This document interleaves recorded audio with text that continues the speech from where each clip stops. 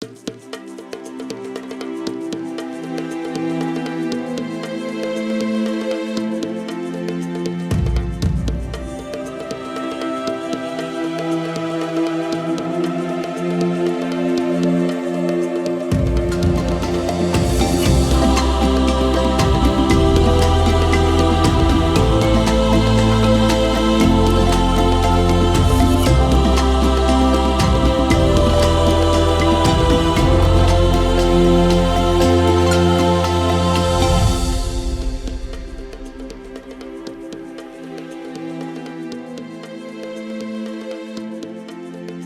the session today, we have a very exciting session for you. We have a keynote speaker, and then we'll have a presentation of the report, including, I think, a short video as well. No, the video is not there, okay. Then we have a very exciting panel discussion. We will make time for a Q&A and then the closing. So, to set us off and to really lay the ground for this exciting discussion, it is my pleasure to invite Mr. Enoch Chikava. He is Bill and Melinda Gates Foundation Interim Director of Agriculture Development. Let me tell you a little bit about Mr. Chikava before I invite him on stage. Enoch Chikava leads the foundation's work to reduce poverty for millions of farming households in sub-Saharan Africa and South Asia by promoting inclusive agricultural innovations that drive productivity and income growth for smallholder farmers in a sustainable way. He joined the foundation in 2015 as a senior program officer focusing on crop innovations. He's a trained agriculture economist and business strategy, and he has over 30 years of experience in agriculture. Mr. Chikava, the floor is yours. Let's welcome him so that he gets the energy.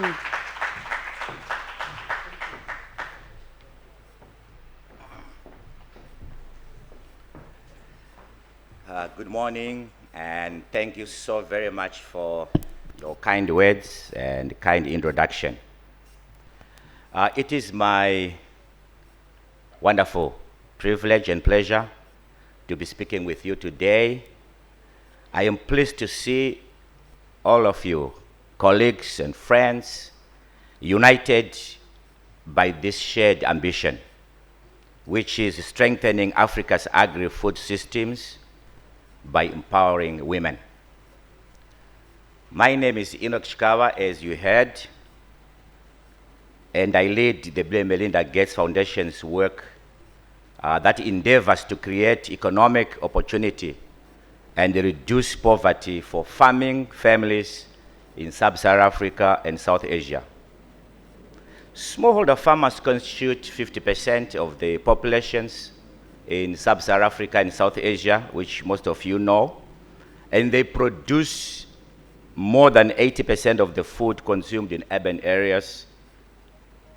And agriculture in these economies contribute about 30% to the GDP. You also know that.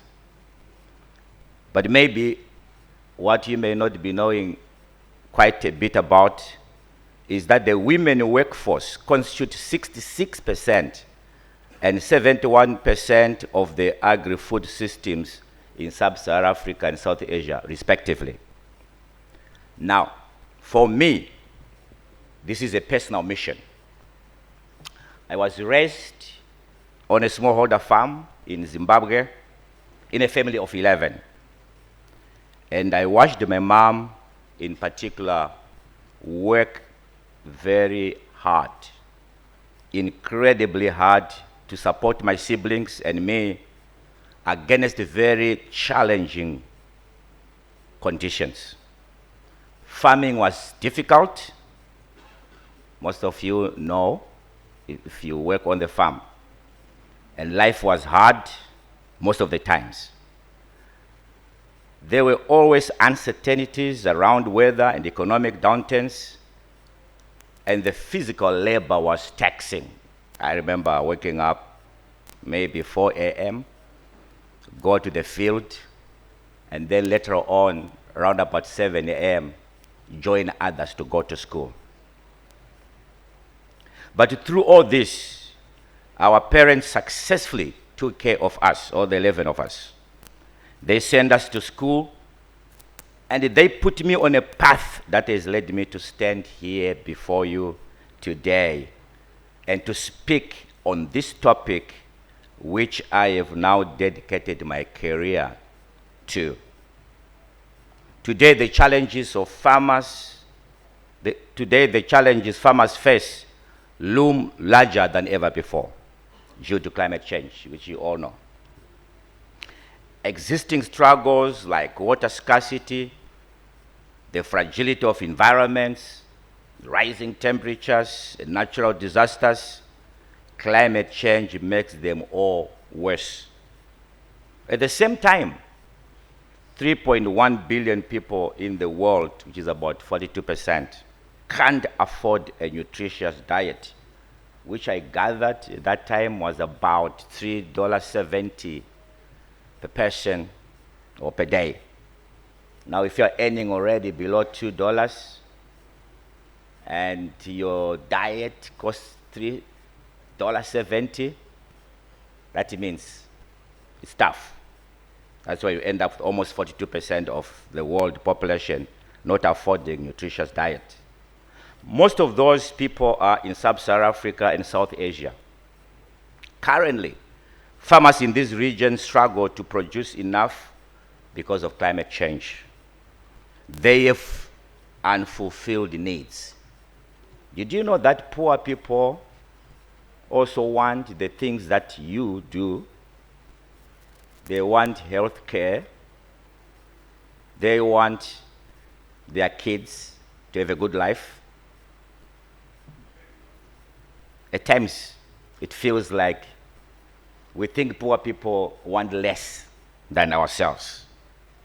So they have unfulfilled needs.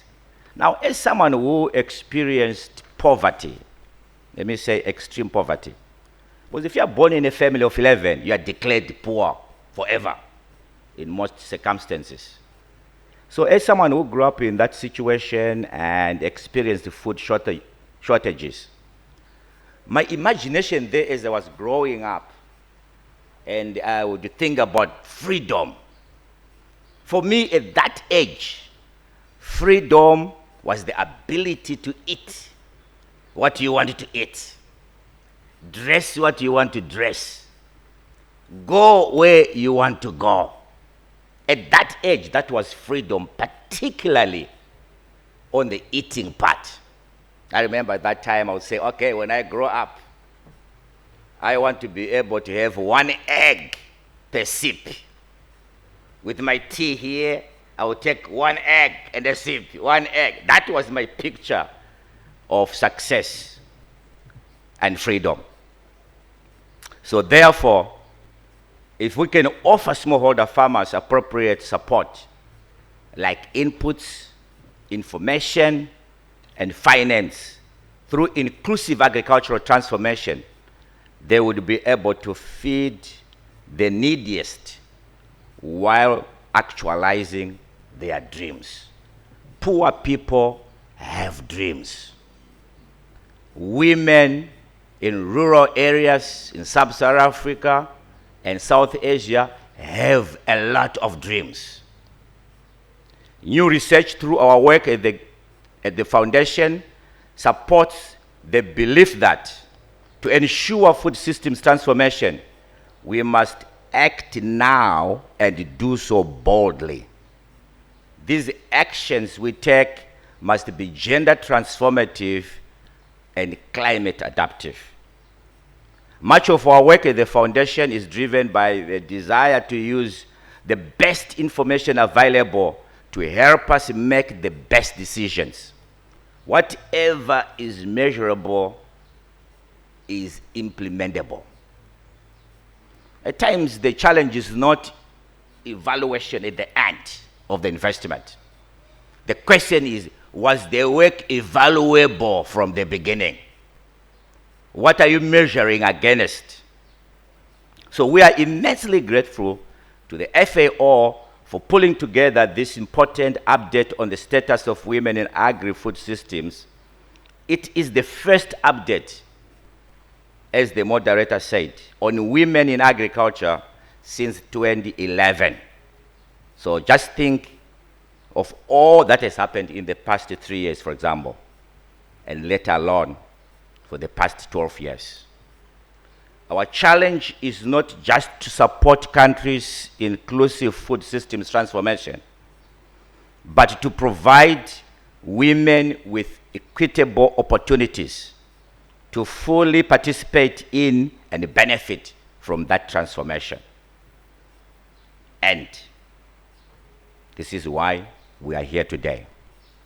The value of FAO's update on the status of women in agri-food systems is not just showing where we are, but more importantly, how far we must go to make meaningful impact in the world. We are here to take bolder, more intentional action to achieve our goal of gender equality in all its forms by 2030. To succeed, we must do more to support the essential role of women in agri-food systems. At the Bill and Melinda Gates Foundation, we have this motto. I'm sure most of you know this: all lives have equal value. That seemingly simple statement forces us to ask about every investment and partnership, whether we are designing and building for equality or perpetuating the status quo. I do a lot of reviews on our investments. Maybe 90% of all our investments, they pass through my desk.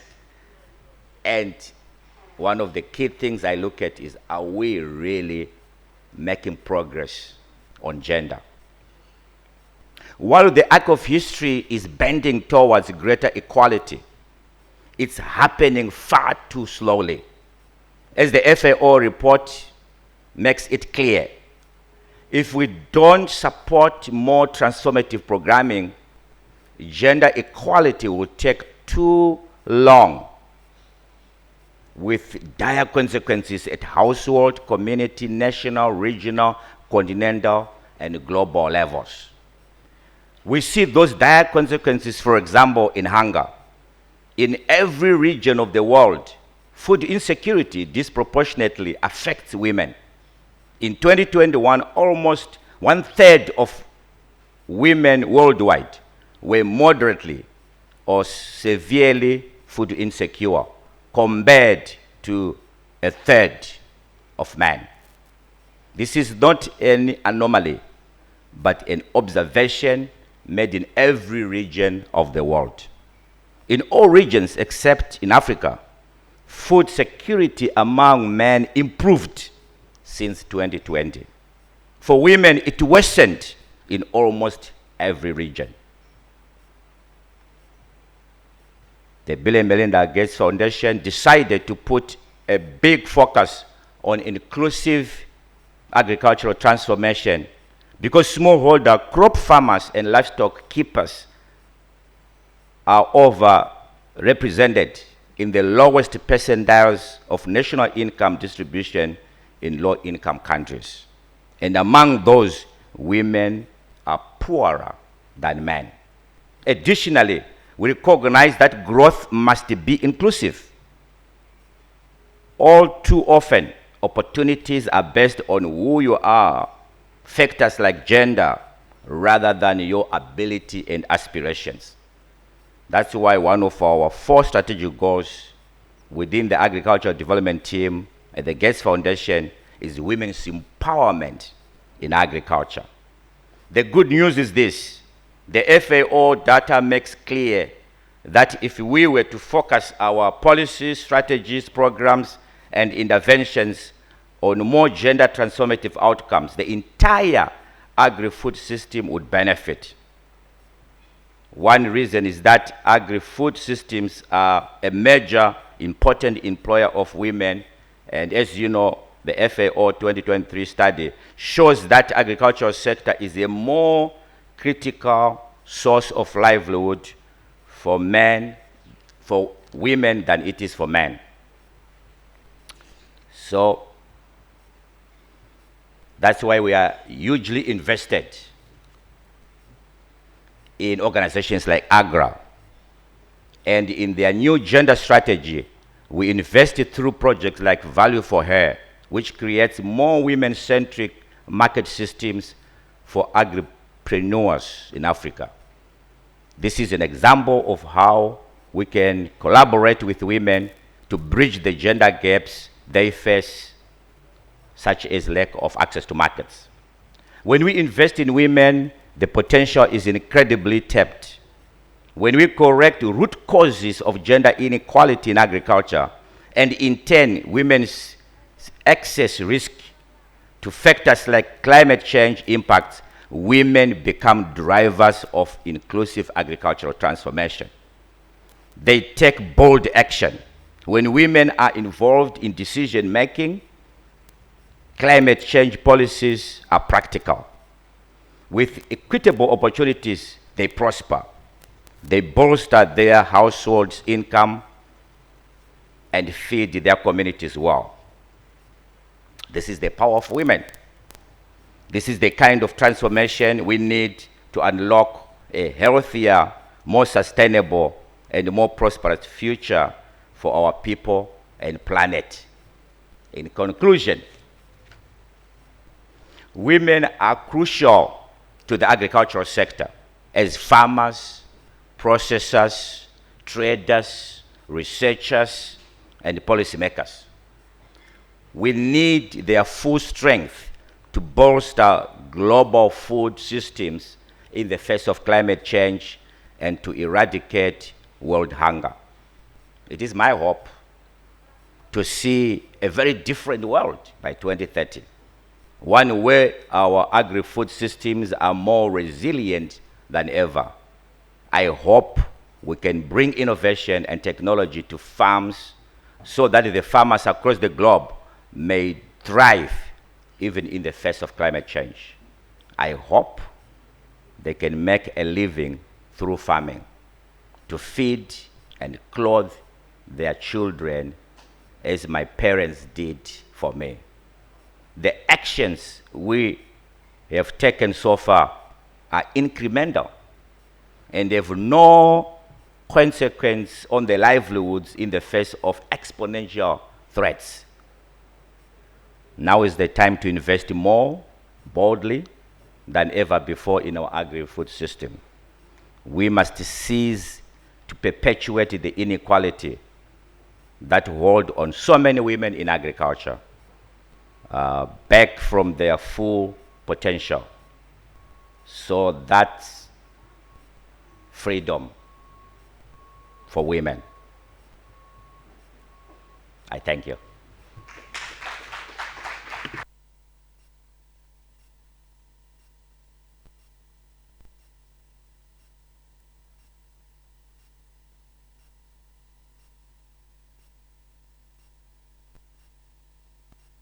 Thank you so much, Mr. Chikava. I think he deserves a much better.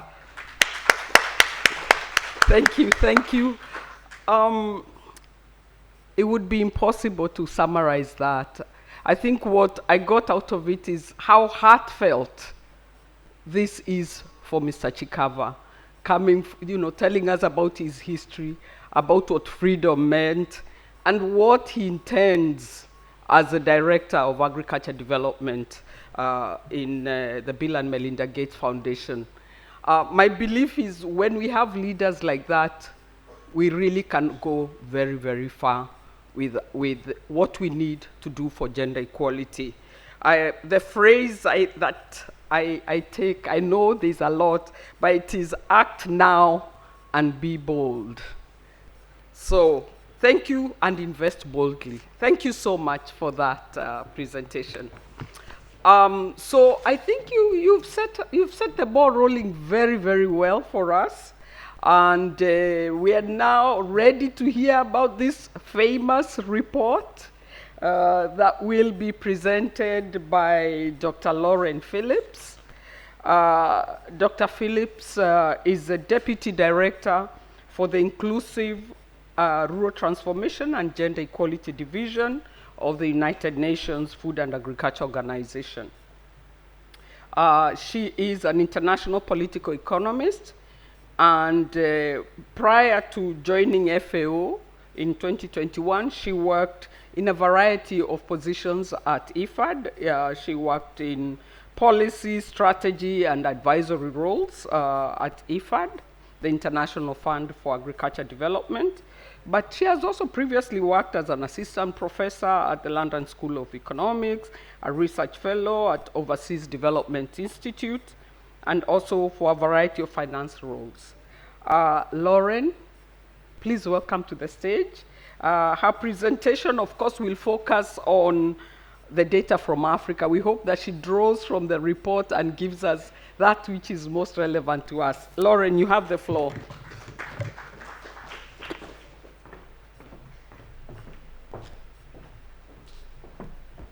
Good morning. I'm so happy that Enoch got everybody excited and Susan has done such a good job. I have made this presentation of our new report, which is a very big document, as you can see, a number of times, but this is the first time I'm presenting a lot of data from Africa, which I'm really excited to present to you. So the report is a global report talking about the status of women in agri-food systems, but today I'm going to focus specifically on data from sub-Saharan Africa and occasionally from North Africa as well, to tell you a little bit about the very important role that you already know that women play in food systems in Africa.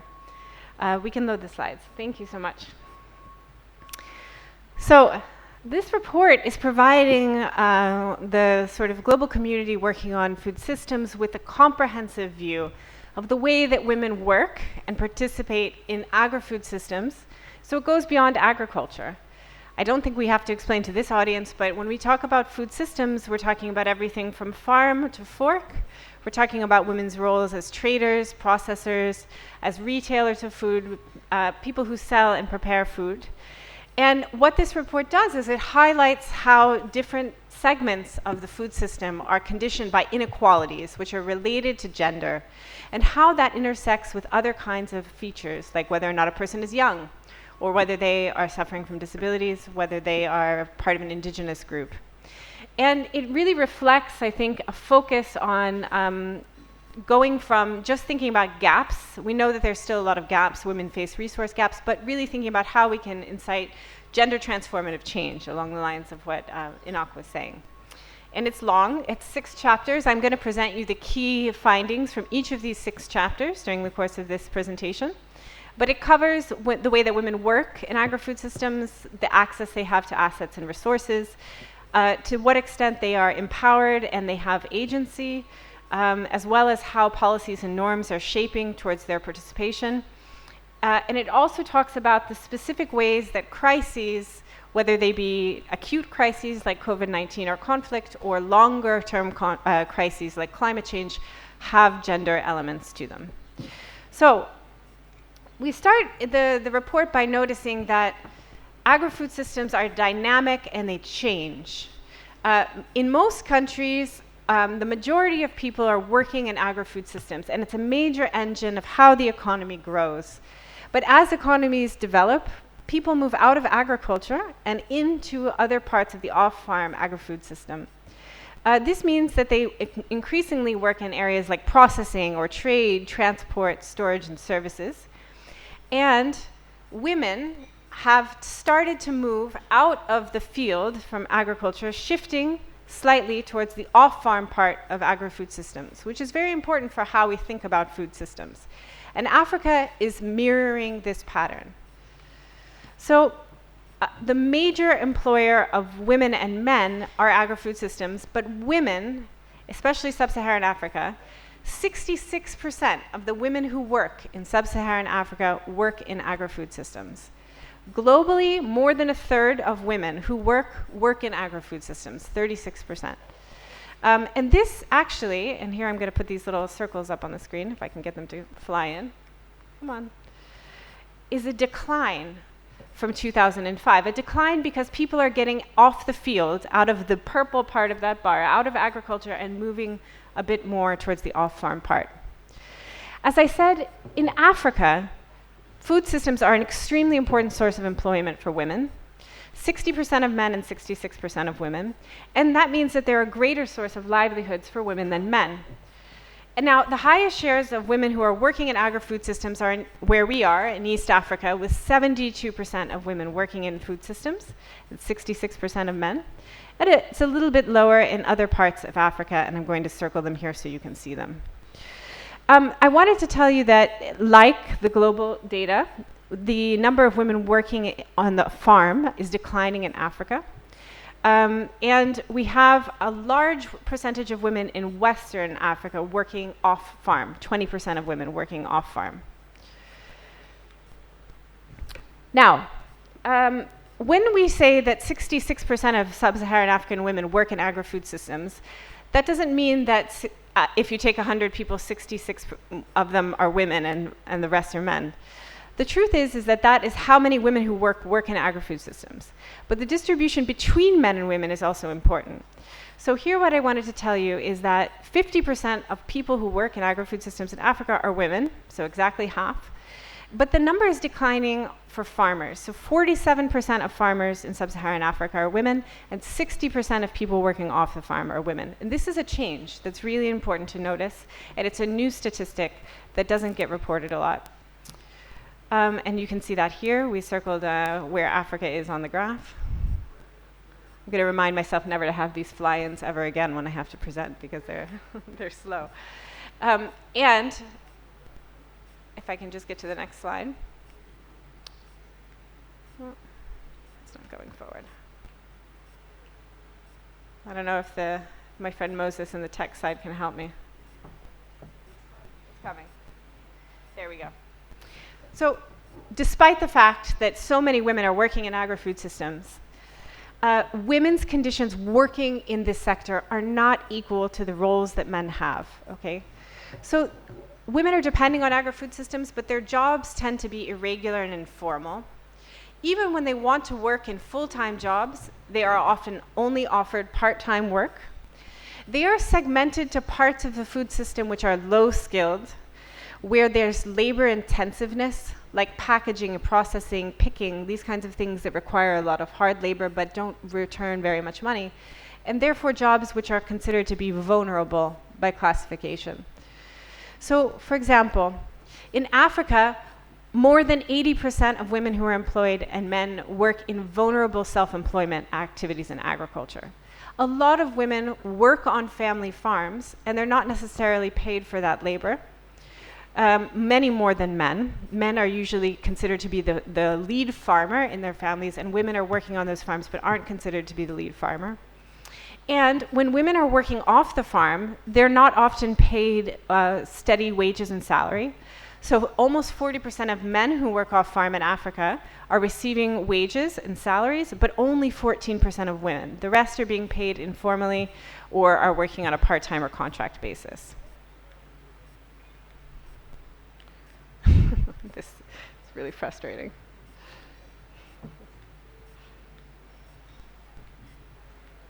Okay. Now, part of the reason that women are having such a hard time working in full-time roles and participating fully in their jobs in agri-food systems is that they have a much higher burden of care. I'm thinking about the story Anak was telling about him and his 11 siblings, right? And how much work that meant his mother had to do in their household, and I'm sure all of you can understand this. And those kinds of gaps in care drive other types of gaps. There is a gap of 24% in the productivity between same-size farms of men and women. Men's farms are more productive if you take farms of the same size. And additionally, women are being paid less for their work. They're being paid 82 cents on the dollar for every dollar that men make in agriculture. And these gaps are explained by discrimination, by norms which dictate that women and men should not be paid the same and that they shouldn't have the same access to resources. And they're also dictated by this care gap that I mentioned. So globally, women spend more than 4 hours a day caring for their families and for other people in their communities. Men spend less than 2 hours. And in sub-Saharan Africa, this gap is around 3 hours in Ethiopia, an hour in Liberia. There's variance, but generally women are carrying the burden of care.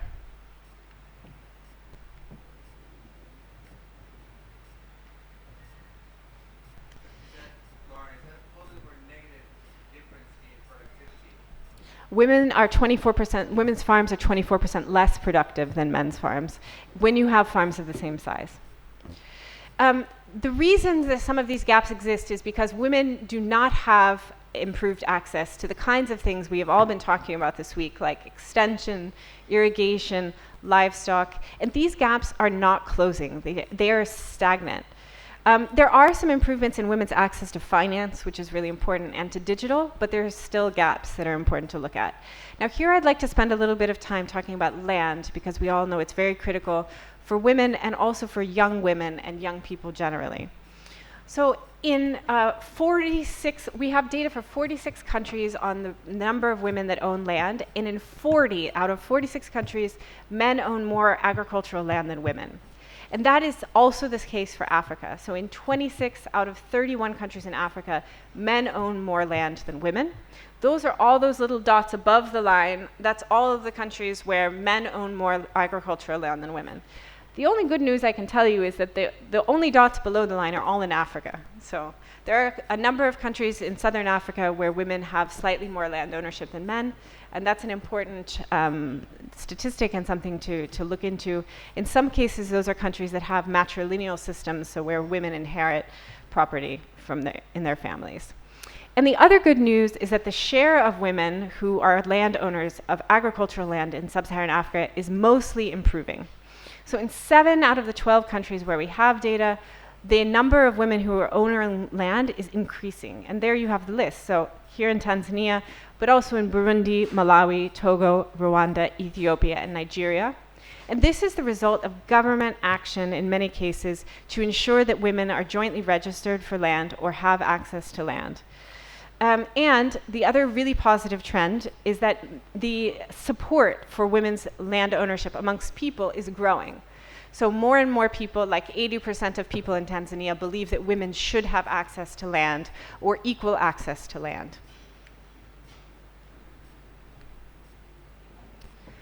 However, the laws are not enabling women's land ownership everywhere. And in sub-Saharan Africa, there are countries with both good laws enabling women's land ownership and poorer laws. In fact, in about half of countries in the world, women have low or very low protections under the law for their land ownership. And in sub-Saharan Africa, we have some excellent examples.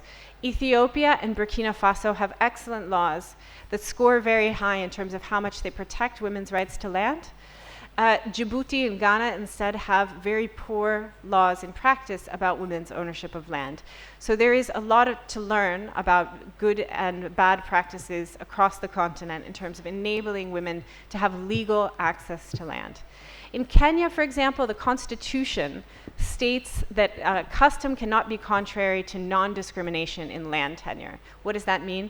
It means you can't discriminate against women. You have to give them equal access to land if someone passes away.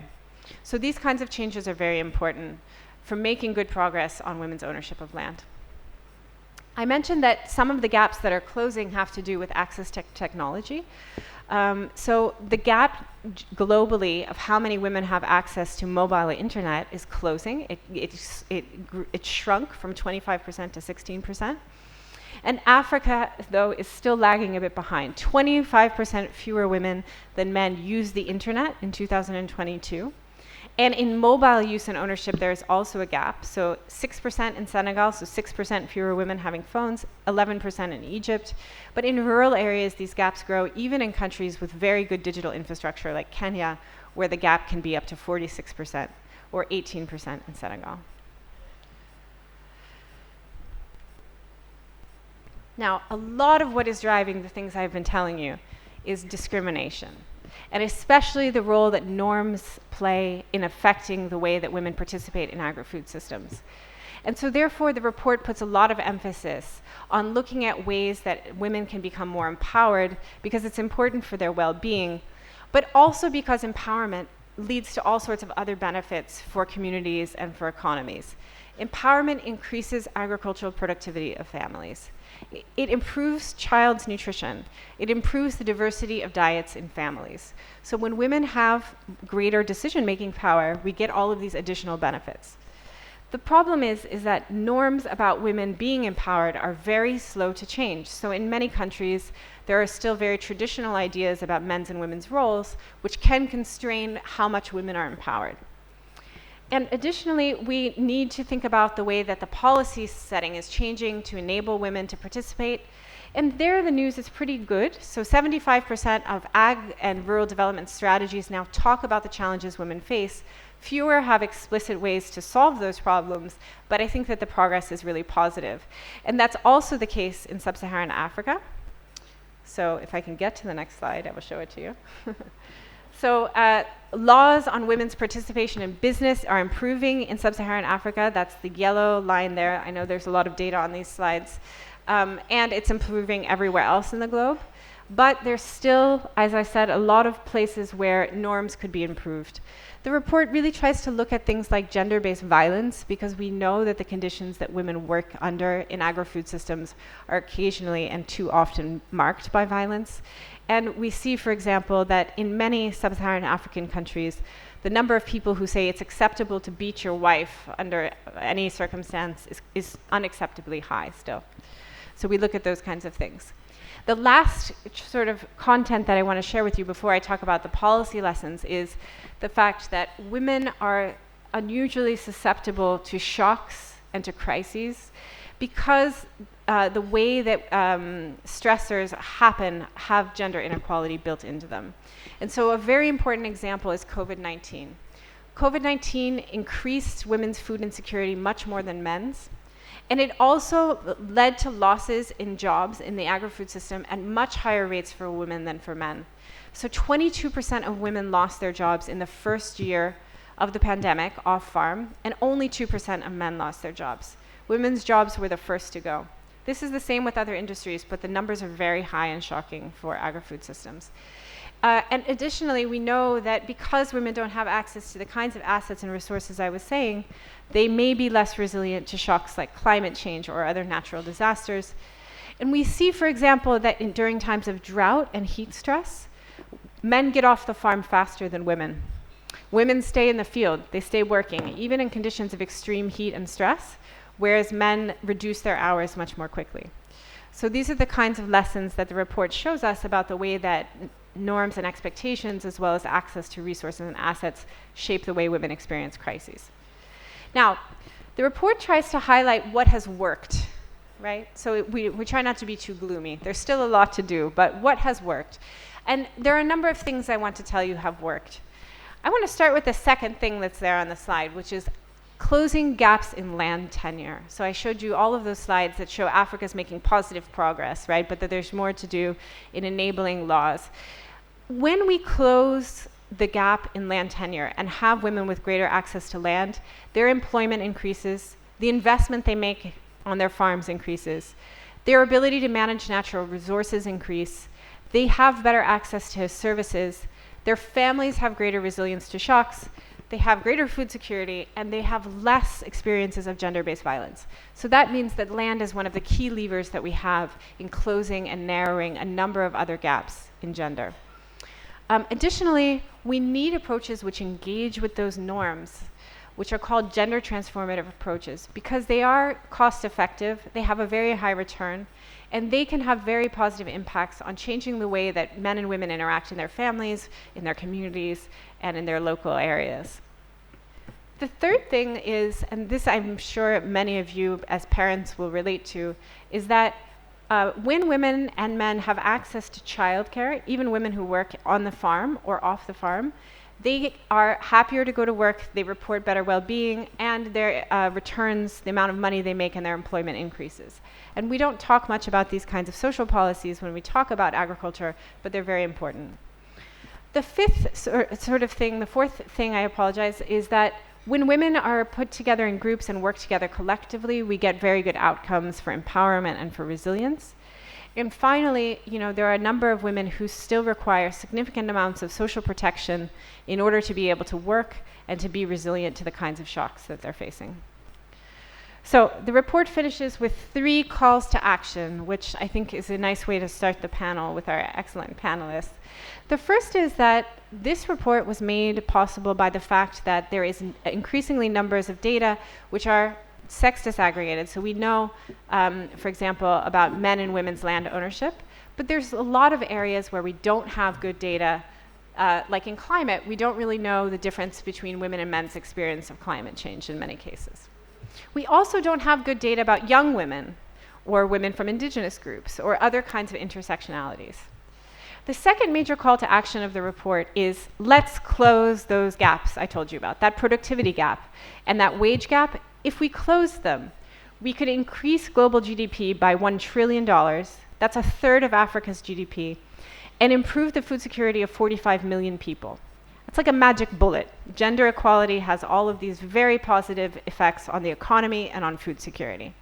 And finally, all of us, whether we're private sector or public sector, when we're thinking about working in agriculture and in the food system, we should always be designing our projects and our investments to be empowering, to address women's needs and to help them, actualize their dreams and desires. Why? Because doing so really has a positive impact on families' income and on families' resilience. So we estimated that if we could get development interventions to focus on empowerment, we can increase the incomes for 58 million additional people and improve the resilience of 235 million additional people. And this is really important because we know that the climate crisis will be accelerating, and we have to do something to fix this problem. And working in a systemic way to look at gender equality and women's empowerment has all of these very positive impacts. Thank you so much for your time and attention.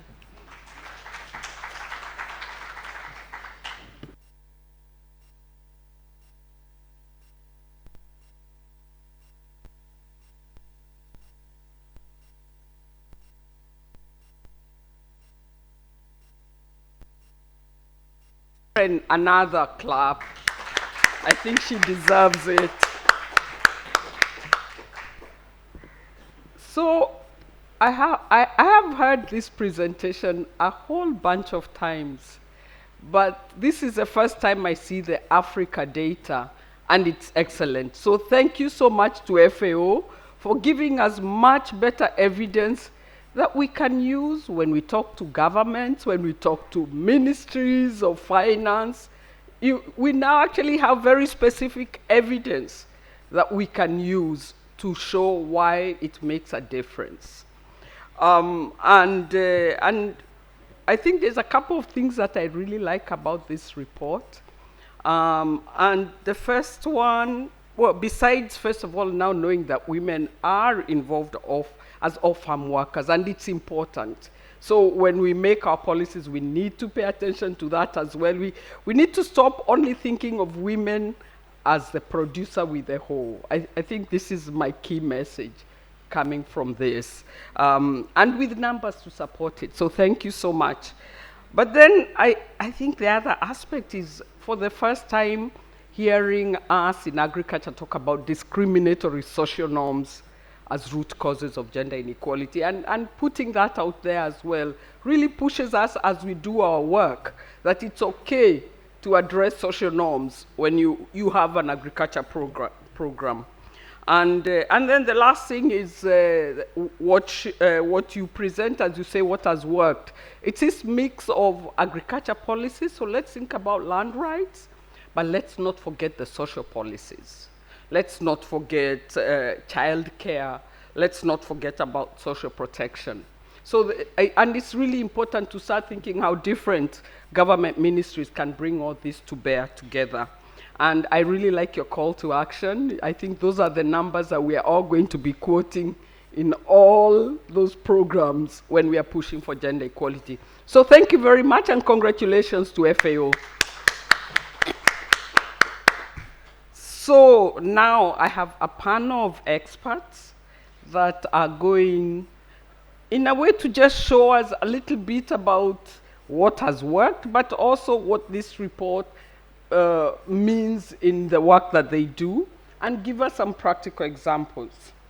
I have 3 panelists, and I'm going to call them here. I have Mr. Zahor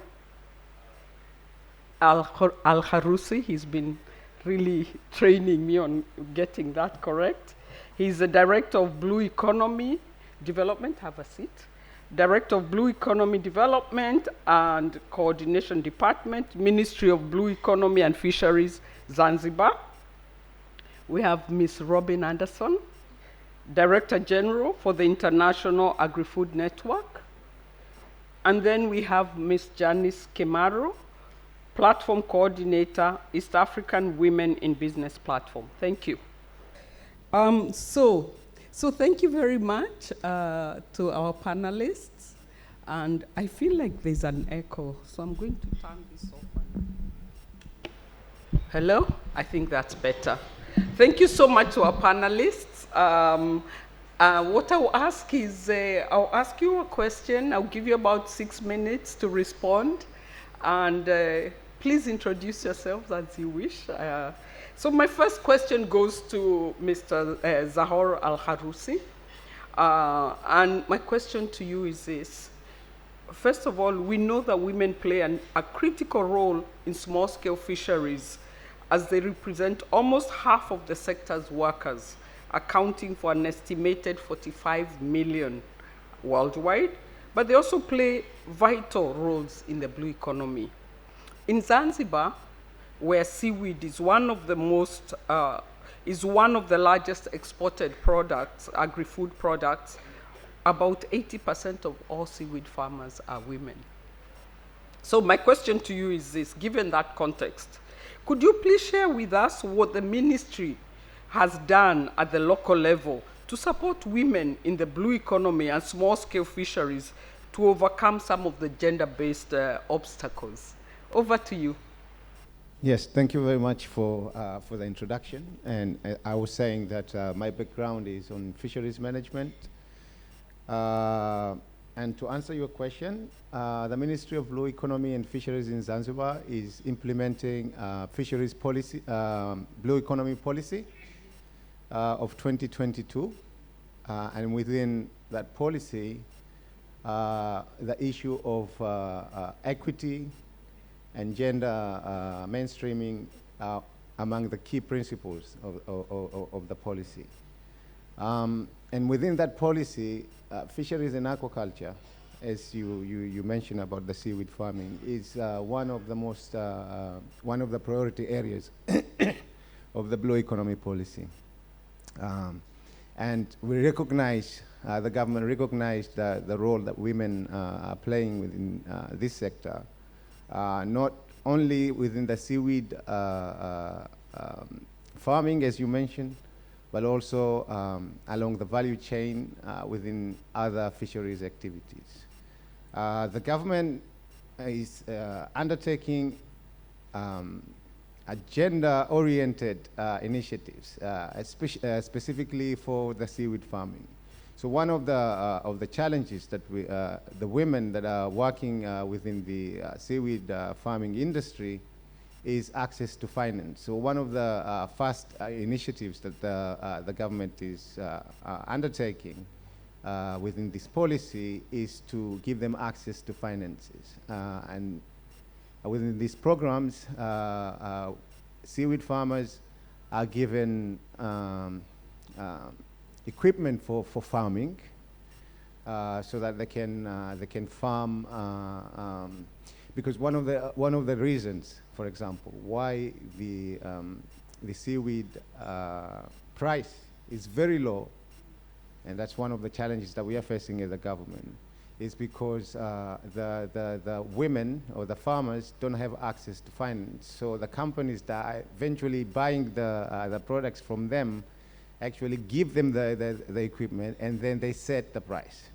So one of the government intervention was to provide access to funds so that they can get their own equipment, and then they can set their own prices.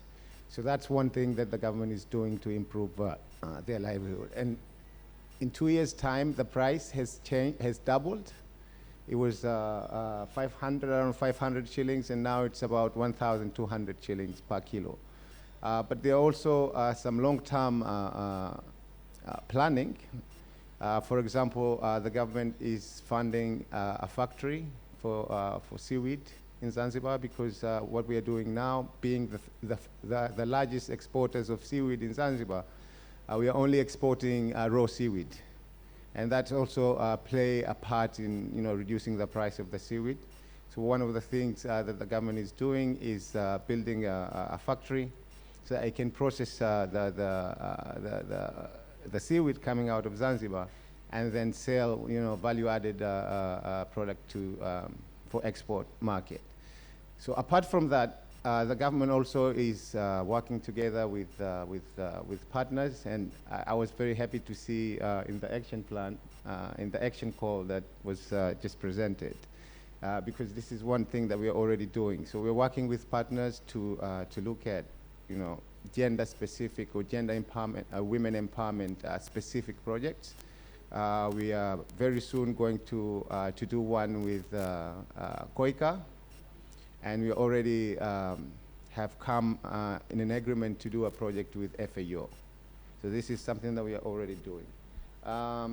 Another thing that we are doing to make sure that the women are taken care of is MSP, Marine Spatial Planning. This is another thing that we want to do to ensure equity and to also cement the work that the seaweed farmers are doing. There have been a lot of another challenge that we were faced with the government when it comes to seaweed farming is the issue of user conflict, because Zanzibar is also, as people might know, is a very important tourist destination. So there's a lot of user conflict between the seaweed farmers and tourism, for example. But there's also user conflict between seaweed farmers and even the fishermen. So the government is already engaged in the process of marine spatial planning, and in this process we are going to ensure that women in seaweed, but also in other areas of the fisheries sector, have their own place, where they can do their farming officially, and have it in our laws and regulations. Those are a few examples of the work that the government is doing to ensure that we empower women, and we also ensure equity for their work.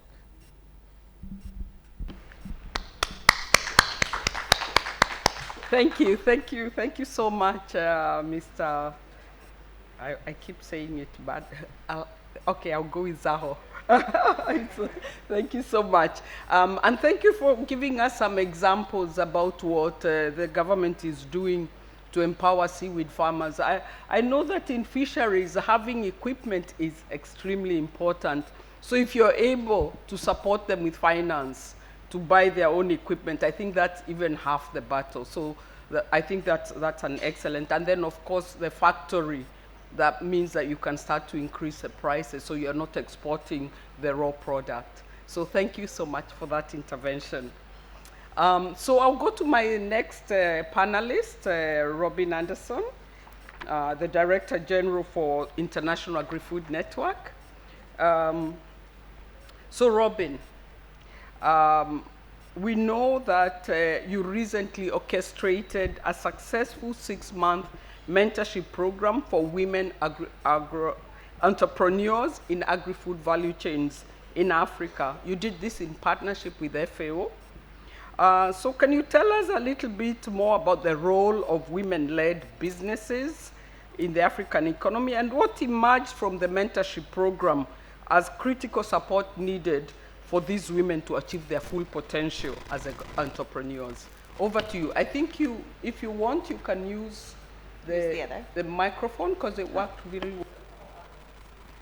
Is this good? It sounds like it's fine. Well, thank you, Susan. It's such a pleasure, and you're the perfect person to talk to about this because you're also involved in women's mentorship and training at Award.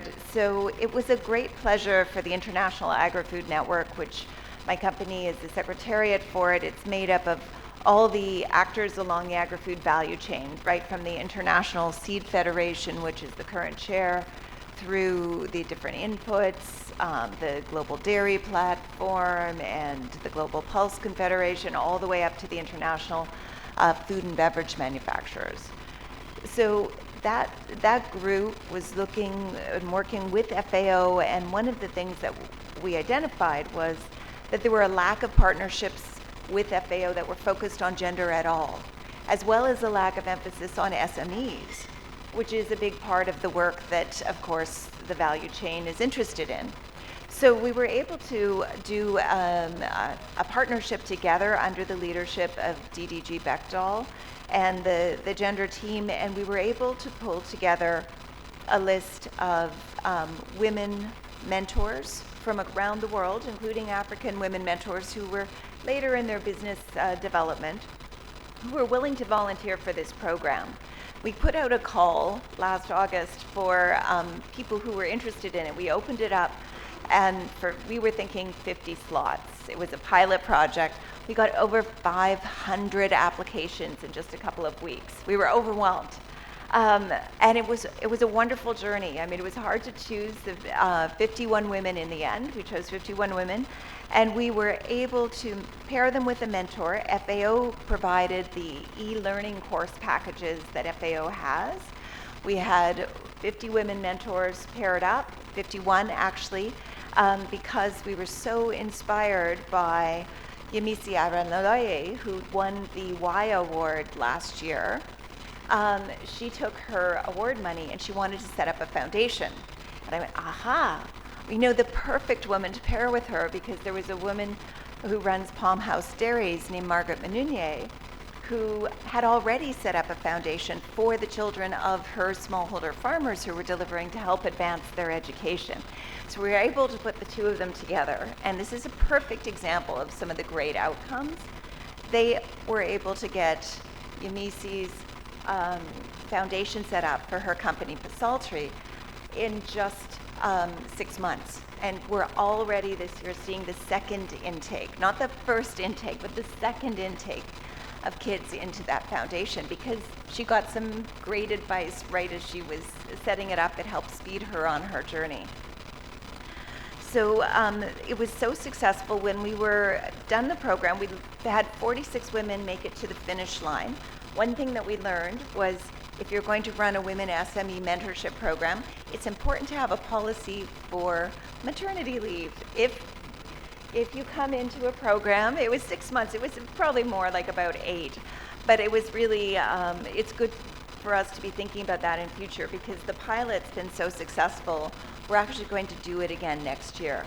And one of the things that we found most exciting is that when we started doing the math with all of these women, you say, well, it's 50 women SMEs in Africa, it's not that big a footprint.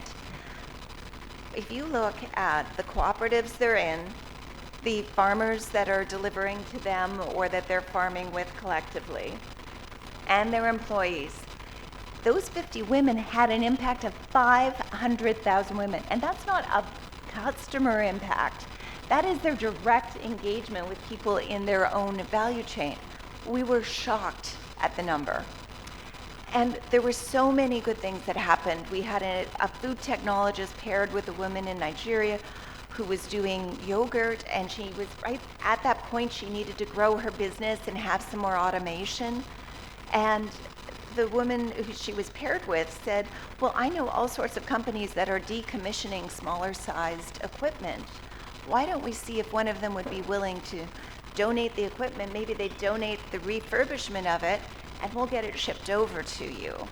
And that was a great result of that mentorship arrangement, things that we could have never imagined out of the texture of putting women working with women together on this. So we're very excited that this year, actually, we've International Agri-Food Networks partnered with the WIA team, and we're taking on the 50 finalists out of WIA and we'll be putting them through this mentorship program next year, and will include special workshops on human resources, financing, and marketing, as well as the mentorship and the e-learning. So it's been a wonderful journey, just so rich and interesting. Thank you. Oh, thank you so much, Robin. You know you're speaking to a ward, and we recognize the power of mentoring for changing lives, for changing trajectories. And although we don't do it with women-led businesses or entrepreneurs, we know that it's really beneficial. Some of our lessons say that both the mentors also benefit. So I'm sure if you tell us about what changed with the mentors, you'll find that their lives have also changed. And I'm really excited what you say with just working with 50 women SMEs, you are reaching 500,000. I think this is a great lesson for us, that you can actually work with few and achieve such great impact. So thank you so much for sharing that. And now my last panelist, and then what we'll do is we'll maybe open for 2 questions from the audience. Miss Janice Kimaro, she's a platform coordinator, East African Women in Business Forum. So my question to you is this. Building on the East African Women in Business platform's work at national and regional level, engaging with the East African community and the COMESA, can you tell us about how working as a group and gathering various women's associations can shape advocacy strategies and achieve policy transformation that empowers women in agri-food systems? Over to you. Thank you very much. Good morning, everyone. I work for the East Africa Women in Business platform. It's a platform that brings together women associations, businesses, professionals across the 7 EAC countries. And of course, we work with women associations as our 4 core associations. For instance, we have the Tanzania Women Chambers of Commerce, that is TWCC, and we have the same in the remaining partner states in EAC. What EWIP does is we do capacity building, we do trade facilitation, and we also do like help women in doing business across the EAC and outside the EAC. I would like to take this opportunity to appreciate the report on the status of women in agri-food system. It has given us very insightful inputs that we need to advocate for. As we all know, having statistics has been a major challenge when it comes to advocacy, because you don't know what thematic areas you need to work for. So I would really like to appreciate FAO for them to come up with such a good report. And I can already see a lot of areas that we need to work on as a platform. So what's the role of advocacy? We, as an association, I believe we need to be organized for us to be able to advocate for different thematic issues that cut across affect the women in different value chains. And I think having us together, we sort of like have an organized voice to sort of like be able to advocate for different thematic issues. Also, it gives us an avenue for engagement on different thematic issues through the public-private dialogues that we feel like they affect women, so we need to sort of like advocate for them in an organized manner. And of course, we know we have understood a clear understanding of these issues, from the grassroots level before we bring them for these such kind of dialogues. Also, advocacy has also helped us to have gender inclusive interventions, being able to be designed, policies to be designed that are gender inclusive, and to ensure that women are no longer marginalized in different areas. Also, with collaboration we have with different development partners, we have been able to design projects that sort of like address the issues. The report has clearly stated there's some different challenges that women face for them, sort of like hinder them to participate in different economic activities. So we design projects or interventions that sort of like empower women in different thematic areas for them to be able to sort of like deal with the challenges.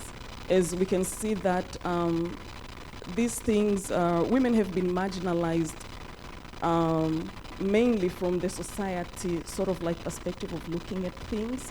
So how do we sort of like transform that way of the society thinking about women, as we play, women do play key roles in bringing up the family, looking after the family, and that's how our culture is sort of like designed. But then how do we sort of like change that perspective of people or of the society, like sort of like giving women a lot of responsibilities that sort of like hinders them from participating in economic activities.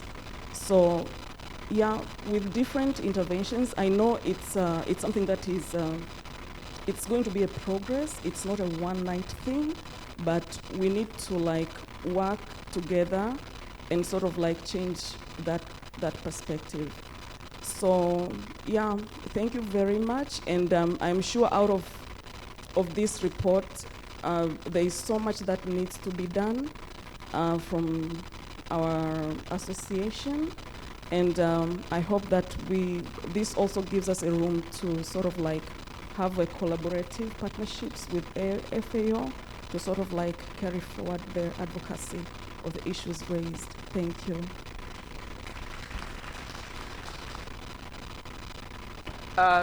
Thank you so much, Ms. Janice Kimaro, for your intervention. And I think what you raise is really important, that if we don't have groups that can push and advocate, then this report might fall through the cracks. So I really like your proposal about working much closer, collaborating more with FAO to see how you can use the evidence to push for changes in policy and in programs. So thank you so much for that. So we have 10 minutes. We can ask, we have a chance to get some questions. I'll ask Lauren to come to the podium, please, in case people have questions for her. So, wow. Okay, let me see. I see 2 questions, 3, 4. Okay, I have one rule. You only have 30 seconds. So please be quick. Thank you. Let's have the lights on so we can see the person asking. Thank you. My name is Dorcas John Kimario. I am from the Young African Leaders Initiative, Alumni Chapter of Tanzania, YALI, and also a recent graduate. My question is, I'm a recent graduate and with a strong, keen interest in contributing to the agri-food systems in Tanzania. In light of the recent FAO report on the status of women in this sector, I am curious to know how young professionals like myself can actively engage and contribute to the efforts in promoting gender equality within agri-food systems. Additionally, are there specific opportunities or initiatives that you would recommend individuals like me who are eager to make a meaningful impact? Thank you. you. Thank you for that. Next question.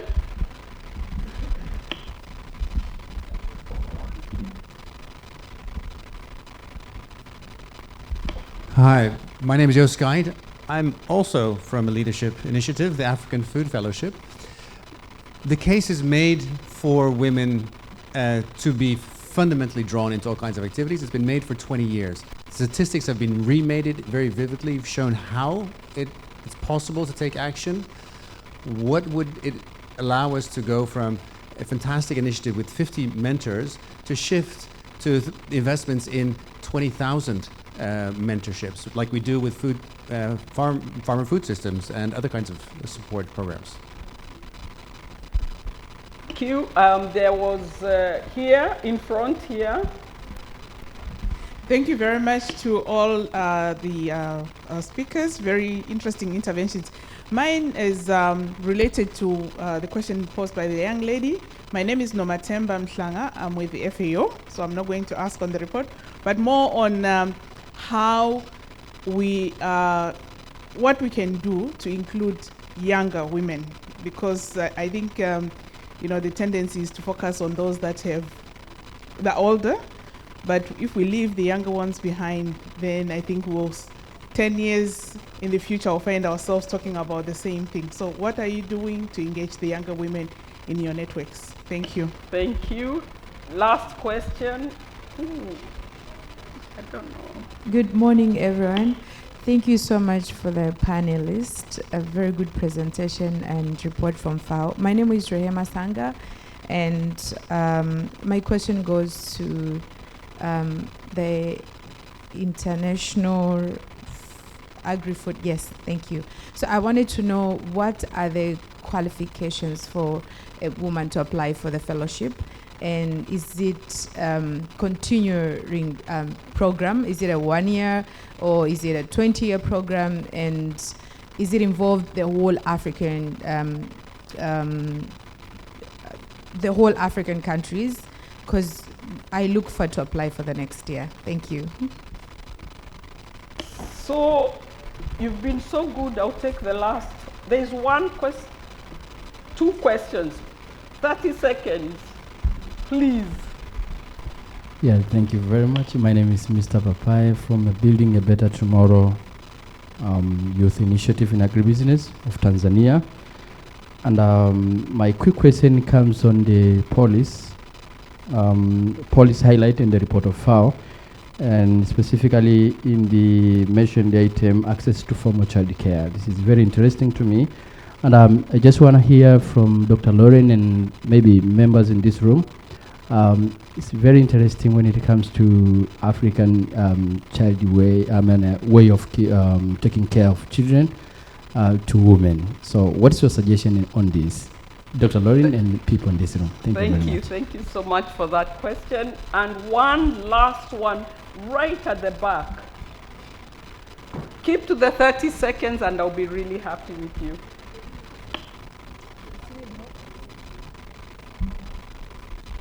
Thank you. My name is Nasnyari Marco. I'm from northern Tanzania, Manyara region. My question is, how can women from grassroots, especially for rural areas who are really remote area, can be involved with the agri-food system? Thank you. Thank you so much for those questions. So what I'll ask is, pick the question you would like to answer. And once you finish, please give a parting shot, and please stay to 1 minute. So we'll start with you, Lauren. Thank you for your excellent questions. I want to start with the young woman who asked the question about what she can do. I think there's 2 pathways. You can either invest your skills and knowledge in helping women who are producing or part of the agri-food system in an area that's already dominated by women, maybe like honey, for example, is something often women work in. Or you can help and encourage women in an area where women are not usually participating. Dairy, for example, or something like that. And both are very valid pathways. But the important thing to do is to keep in mind, and I'm sure you will, that women are key parts of this food system. They are farmers too, even if sometimes they are hidden or their labor is hidden when you go and talk to communities and families. So I'm sure you will help. The question about childcare I will take as the next question. The findings on childcare come both from access to childcare for women farmers, like contract farmers. They established daycare centers for young children, which helped women to feel more confident in their working day, and also from food system packaging and processing plants, where often the distance that women had to travel, they felt more comfortable leaving their children nearby rather than leaving them home with relatives. I know that it has a cost, but the returns are very high. The cost in some cases was around $10 per month for all the children, but the return was 30, so 3 times higher. Thank you for your questions. Thank you, Lauren. Over to you, Janice. Thank you. Janice, remember they're asking about younger women. Yes, thank you very much. I think I will answer the 2 questions asked by the lady regarding the youth and, of course, involvement of women in the rural area. I think there are various interventions, there are various sort of like support that have been designed specifically for youth that are out there. So I would like to encourage the youth in this room to sort of like capitalize, make use, do it, like apply for such kind of interventions for you to be able to build up on whatever startups you have, and of course you will grow out of there because they sort of like assist you from the grassroots level, from point A to point B. Secondly, as a Women in Business platform, we ensure that all the projects, all the programs we have, they include the youth component in it. So the beneficiaries that we usually target, we will say, let's say 70% will be women, maybe 30 men, but we make sure that the youth are sort of like involved. And of course, our development partners usually take accountability of that to ensure that the youth are always involved. And of course, when it comes to the women in rural areas, I think there is a lot of capacity building needs that needs to sort of like be made. So when we are designing different interventions and programs, we sort of like take that into consideration. And of course, I would like to encourage you to become a member of any association of women for you to be able to benefit directly and in these different interventions. Thank you very much. Thank you. Thank you so much, Ms. Kimaro. Over to you, Robin. Thank you. Well, to the very specific question, you will be able to apply next year through the Women Agripreneur of the Year Award process run by Value for Her, which is part of AGRA and had a big footprint in the program here. And we will take the top 50 finalists into the mentorship program. So there's a window to do that, and it also gives you access to WIA. So you get a 2-for-1 benefit with that application. We haven't fixed a number of years that we're going to do this. Last year we saw as a pilot, it was sufficiently successful that we're tweaking it a little bit, and we'll do it again this year, and then we'll see where we go. We have some demand to do it in other regions, so that's one of the things that we're contemplating with FAO right now is, do we make it bigger in Africa? Do we make take it into some other places? So we'll see how this year goes and then move from there. My final thought to all of you is that I'm here on behalf of International Agri-Food Network, but I myself am a woman entrepreneur. I grew up on a family farm, which we still own and I operate with my brother and my father. And we have, it's a town of 400 people in a little part of rural Canada. That's not the same context, but in a way the journey is the same. I started my first company when I was 20 in agribusiness, and I sold it eventually and started the second company, Emerging Ag. So what I can tell you as a young person is you can absolutely do this. Young women can take control of things they want. And I think the best thing that you can do as a young entrepreneur, because I've walked this journey, is take the right amount of risk. Put your hard work and equity into the idea you have. Build that slowly and methodically without over leveraging. You do not need to build an office in the modern world. You need to have the equipment you need to have, but you do not need to get yourself into a massive amount of debt that puts you at risk as a young person on that journey. So work hard, invest in yourself, be confident in yourself, make new networks, and manage your risk as you grow that business, and you have a world of opportunity. Thank you. Oh, thank you so much. Thank you. Thank you so much, Robin. And over to you, Zaho. You have the last word, actually. Thank you very much. I don't think I have a specific question from my side. I actually... What's your parting shot? Yes. What message do you want us to carry? I was feeling a bit agenda neglected when I didn't receive any question, but I think it's good to turn the table sometimes. Yes, but I could relate very much from the question about engaging young women, because this is a challenge that we are faced with when it comes to seaweed farmers. As time goes, you know, the seaweed farmers are becoming older and older, and we don't see enough involvement of young women in the process. So using platform like this, we try to learn and see what we can do as a government to encourage younger people to get involved in the seaweed farming especially. Thank you so much for that. I'm not going to try and summarize anything. I think the discussions were extremely rich, insightful. I have learned so much. I'm sure everybody here has learned so much.